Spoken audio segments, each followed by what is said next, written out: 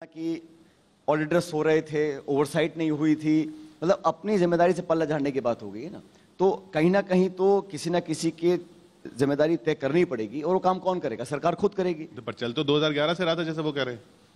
कब से चल रहा था, लेकिन मेरे ज़्यादा जानकारी नहीं, लेकिन जो मैंने अखबारों में पढ़ा है कि इतने हजारों करोड़ रुपए खाकर कोई देश से भाग जाए, और अभी तक कोई स्टेटमेंट आदरणीय प्रधानमंत्री जी का भी नहीं आया इस बारे में।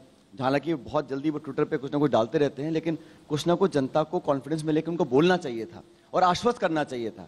तो आप कह रहे हैं कि भाई जो मुद्दे चर्चा में हैं, जो मुद्दे जनता जिसके बारे में बात कर रही है, या आंदोलन हो रहे हैं, या कोई सड़क पे भी आ रहा है, उस पर लीडरशिप को बोलना चाहिए, वो लीडरशिप की रिस्पॉन्सिबिलिटी है।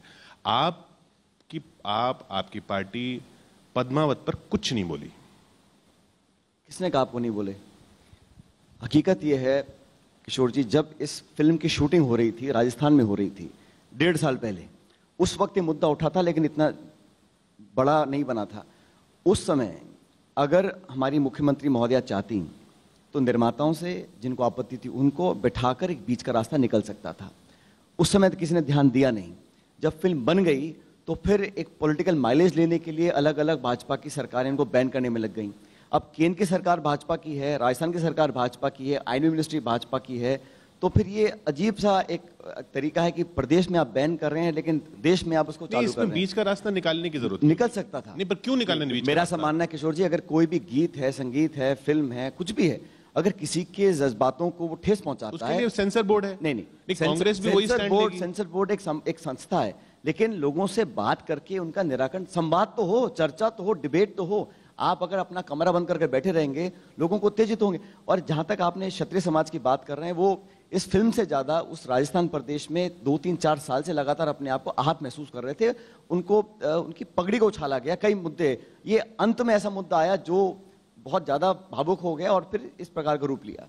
आप जो चुनाव लड़ेंगे राजस्थान की विधानसभा के, वो वसुंधरा राजे के खिलाफ होंगे या नरेंद्र मोदी के खिलाफ होंगे? वो दोनों किस पार्टी के हैं?